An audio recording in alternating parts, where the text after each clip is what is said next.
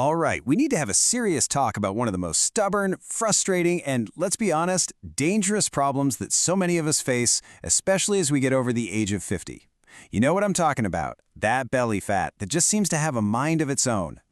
Does this sound familiar? I mean, really familiar? I hear some version of this almost every single day. People are just stuck. They're doing all the sit-ups, they're eating the salads, but that hard belly just isn't going anywhere. If that sounds like you, I need you to listen really, really closely. Okay, let's get right into the heart of it. Here's the most important thing you're going to hear today. You do not have a weight problem. Say it again. You do not have a weight problem. What you have is a metabolic problem. Now, this is a total game changer because it reframes the entire issue. It's the key to finally solving it. We're not fighting calories anymore. We're fixing a broken system inside your body. So here's what we're going to cover. First, we'll bust the big belly fat myth. Then we'll uncover this toxic organ that's hiding in your body.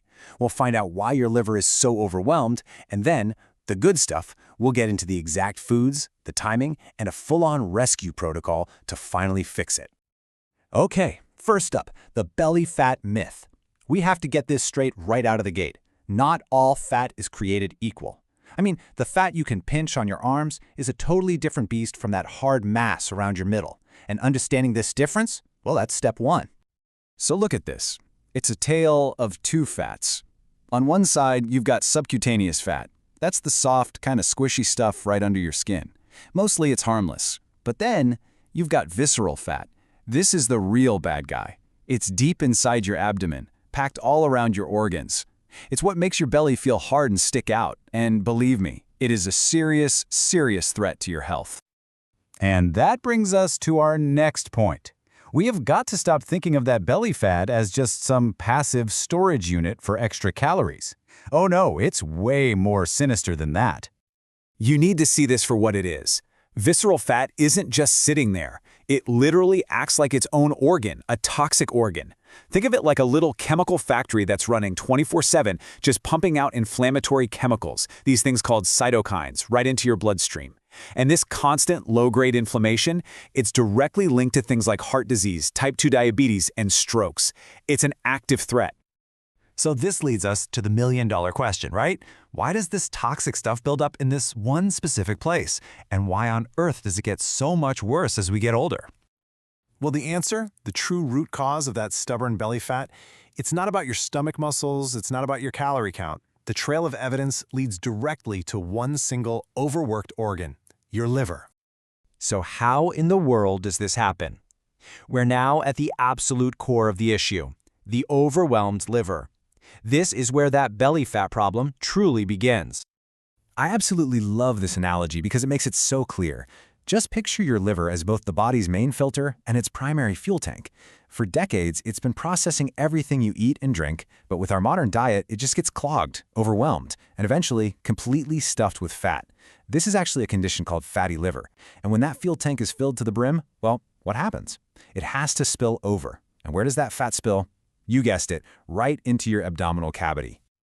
So what's overwhelming our livers in the first place? Well, the first major trigger might actually surprise you. It's fructose. Now hold on, I'm not talking about the little bit of fructose you get from eating a whole apple. No, I'm talking about the industrial strength version. Yeah, we're talking about that massive dose of high fructose corn syrup that's hiding in almost everything. And here's the critical piece of science you need to know. Every single cell in your body can use glucose for energy, but only your liver can process fructose. So when you drink a big glass of orange juice or a soda, you are essentially carpet bombing your liver with a substance it just can't handle. It has no choice but to convert that fructose directly into visceral fat. So the fix, and this is the great news, is actually pretty simple. Stop drinking your sugar. That's it. Cut out the juices, cut out the sodas, and become a little bit of a detective. Start reading your labels. You'd be amazed where you find high fructose corn syrup. Just getting rid of that stuff can start to relieve that massive burden on your liver, like almost immediately. Okay, on to trigger number 2, industrial seed oils. You probably know them as vegetable oils. I'm talking about soybean oil, corn oil, canola oil. These things are highly inflammatory. They're in pretty much all processed foods and restaurant foods, and they create the absolute perfect storm for your liver. See, when you combine these inflammatory oils with sugar, just think of a donut or French fries. You create this perfect storm right inside your liver. The inflammation makes the liver cells insulin resistant, which basically means they lock their doors and they refuse to let go of the fat they're already holding. So what's the fix? You just switch your fats. Cook at home with stable, healthy fats like real butter, ghee, coconut oil, or good quality olive oil. Your liver can actually use these fats for vital functions instead of just getting clogged up. All right, we've talked about the problem, we've identified the triggers. Now for the good part, the solution. Let's talk about the specific foods that act like a detergent to help scrub that fat right out of your liver. Your number one tool in this fight is going to be cruciferous vegetables. We're talking broccoli, kale, Brussels sprouts. All of these contain a powerful compound called sulforaphane, and it helps fire up the liver's detoxification pathways.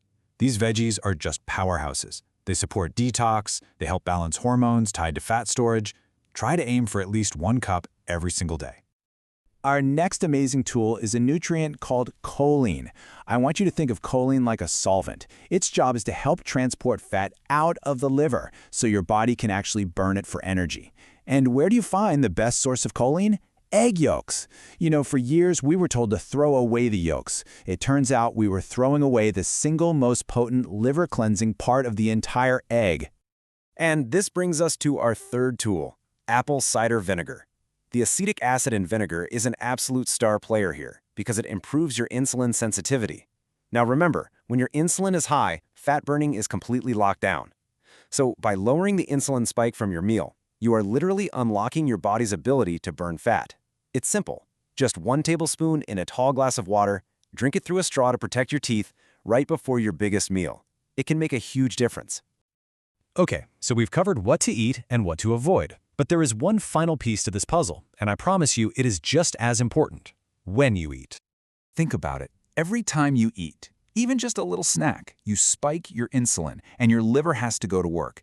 So if you're grazing all day long from morning till night, your liver never ever gets a break. This is where intermittent fasting is so powerful. And it doesn't have to be some crazy extreme thing.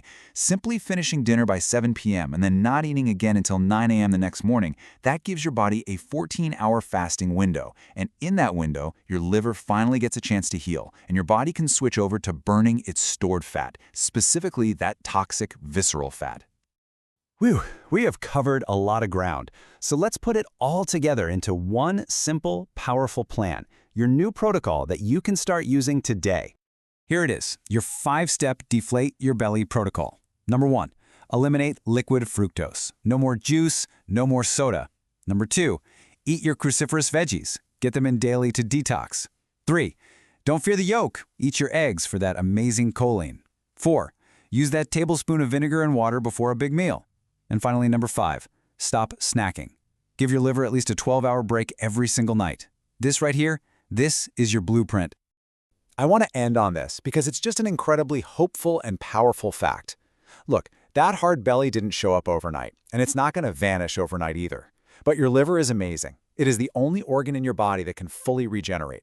It's so incredibly forgiving. If you just give it the right tools and you stop hitting it with the wrong ones, you will be blown away at how that stubborn fat finally starts to melt away. So, my question for you is this.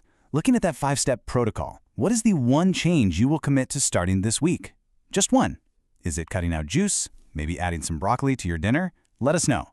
Because taking that first step, that's the most important one you'll ever take. Thanks for joining me for this explainer.